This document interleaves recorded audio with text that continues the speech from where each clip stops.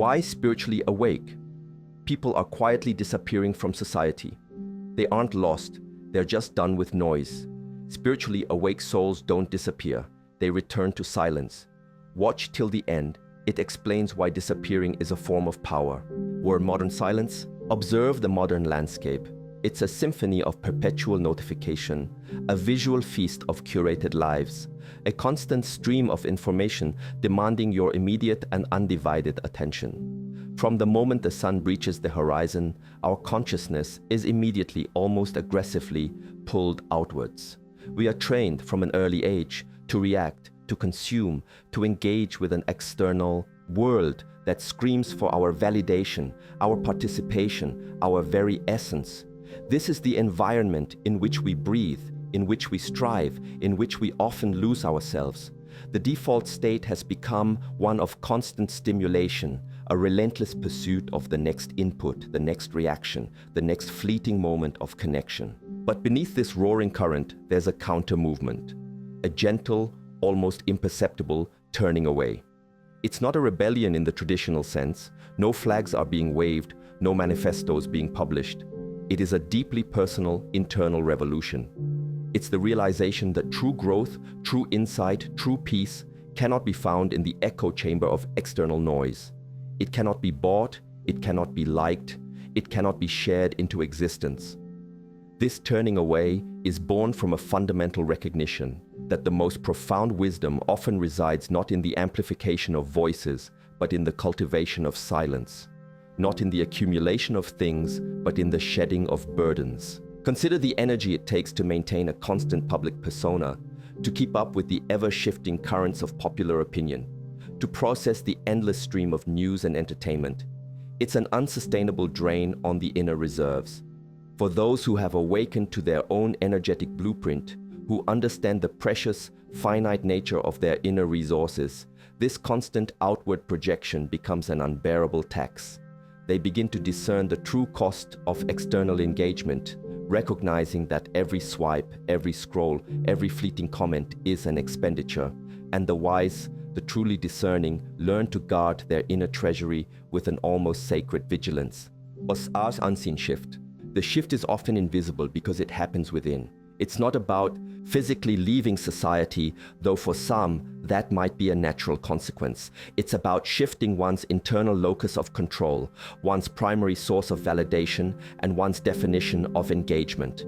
Where once the external world dictated their sense of worth and purpose, now that compass points inwards. Their engagement becomes more intentional, more selective, more aligned with their deepest values. They are not less connected, but connected on a different frequency. Think of it like a radio. Most of humanity is tuned into a popular high-volume station, broadcasting the latest hits, the loudest news, the most urgent demands. Spiritually awake individuals, however, have slowly, deliberately begun to scan the dial. They found a different frequency, a quieter one, broadcasting subtler insights, deeper rhythms. They're not rejecting the music, but choosing to listen to something else. This choice means they may no longer resonate with the dominant frequencies, making them seem absent or disappearing to those still tuned into the louder station. This detachment isn't born of apathy, it's born of clarity. When you begin to see the underlying mechanisms of societal conditioning, the loops of craving and aversion that drive much of human behavior, you naturally start to step outside of them. You recognize the subtle ways in which your energy is siphoned, your focus fragmented, your inner peace disturbed. The desire to protect that nascent peace becomes paramount. It's a recognition that true strength, true impact, often emanates from a still center, not from the chaotic periphery. This shift is a quiet assertion of sovereignty over one's own consciousness. But inner echoes. What happens when you begin to quiet the external noise? You start to hear the inner echoes, the whispers of your true self, the subtle guidance that has long been drowned out by the world's clamor. This is often an uncomfortable, even frightening process at first. The mind, accustomed to constant stimulation, resists the void. It will fill the silence with old fears, unresolved conflicts, nagging doubts. This is the purification process, the necessary friction that precedes deeper understanding. But if you persist, if you cultivate the courage to sit with these inner echoes, they gradually transform. The initial chaos gives way to a deeper resonance. You begin to hear the unique melody of your own soul, distinct from the borrowed tunes of society. This is where authenticity truly blossoms. This is where your true purpose, your inherent wisdom, begins to surface. And once you've tasted this profound inner connection, the external world's offerings often feel hollow by comparison. The desire to protect this nascent inner wisdom becomes a driving force. You become more discerning about who you spend your time with, what information you consume, and what conversations you engage in. You recognize that every interaction, every input leaves an energetic imprint. And if those imprints disrupt your inner harmony, they are gently but firmly released. This isn't selfishness, it's self-preservation of the highest order. It's a deep respect for the sacred space within, a space that requires diligent guardianship. Zach's Wells noise. The world's noise is not merely audible sound. It is the entire spectrum of distractions, demands, and projections that bombard our senses and our minds. It's the incessant call to consume, to achieve, to compare, to react. This noise is designed to keep you externally focused, to prevent you from ever truly settling into yourself. It thrives on your attention, feeding off your emotional reactions, your opinions, your fleeting desires. And in this constant state of external engagement, your inner landscape becomes barren. Think of the psychological toll of continuous social media engagement. The endless scrolling, the curated highlight reels, the instant gratification of a like. These are powerful, addictive mechanisms. They hijack our primal reward systems, creating a feedback loop that pulls us further and further away from our own internal compass. We become expert navigators of others' lives, while our own inner journey languishes. The noise creates a false sense of connection, a superficial intimacy that leaves us feeling more isolated than ever. For the awakened individual, this noise becomes increasingly unbearable. It's not just an irritation, it's a disruption to their energetic field, a direct attack on their hard-won inner peace. They see through the illusion of urgency, the manufactured scarcity, the emotional manipulation that underpins so much of modern communication. They recognize that much of what is presented as important is in fact merely noise, a distraction from the truly significant work of self-realization. Their withdrawal is an act of self-defense, a reclamation of their sovereign attention. Dosa's quiet strength. True strength is not loud. It does not boast. It does not dominate. It does not seek external validation. True strength is quiet, resolute, and unwavering. It is the strength of the ancient oak, rooted deeply, standing firm through storms, its wisdom etched into its very being, yet it makes no sound. This is the strength that awakened individuals cultivate. It is an inner fortitude that allows them to remain centered amidst chaos, to observe without judgment, and to act from a place of clarity rather than reaction. This quiet strength is not passive. It is a powerful, active choice to prioritize inner peace over external validation. It is the ability to say no to demands that do not serve your highest good, even when those demands come from well-meaning sources or societal expectations. It is the courage to walk your own path, even when it diverges significantly from the well-trodden highways. It is the discipline to cultivate silence in a world that clamors for your voice. When you draw your energy inwards, you create a reservoir of resilience.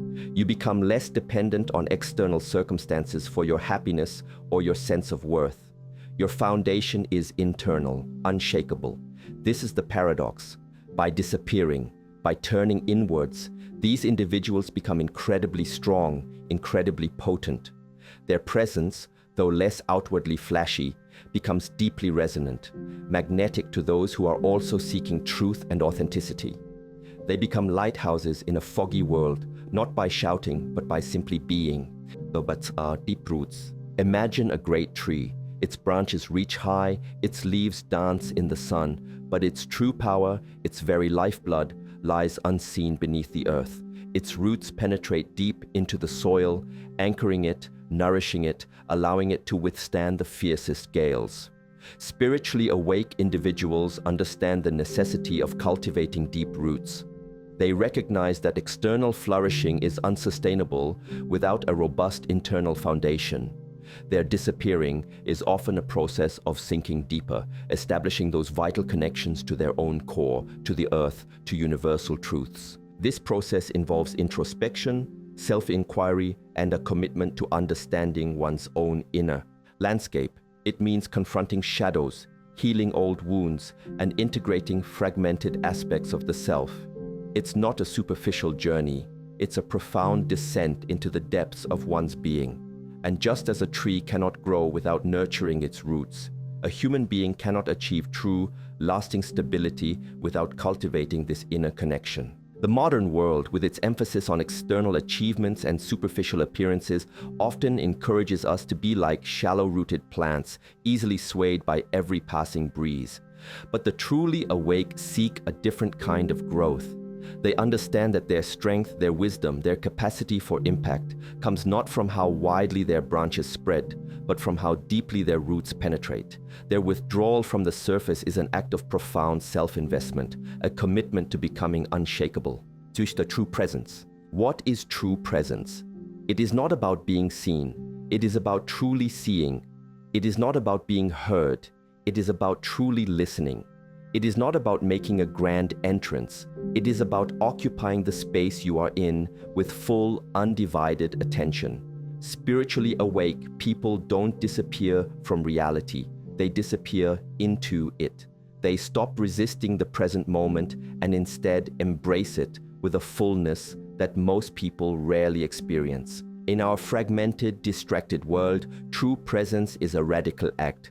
We are constantly pulled between past regrets and future anxieties, rarely fully inhabiting the now. Our bodies might be in one place, but our minds are often elsewhere, planning, worrying, or replaying events. This constant mental time travel prevents us from experiencing the richness and depth of life as it unfolds. It creates a perpetual state of inner absence. For those who are awakening, the cultivation of presence becomes a central practice. They learn to anchor themselves in the sensory experience of the moment, the feel of the breath, the touch of the earth, the sound of silence. This isn't escapism, it's engagement with reality on its most fundamental level. And from this place of deep presence, actions become more potent, words become more meaningful, and the connection with others, though perhaps less frequent, becomes infinitely more profound. They are not disappearing, they are becoming more truly here.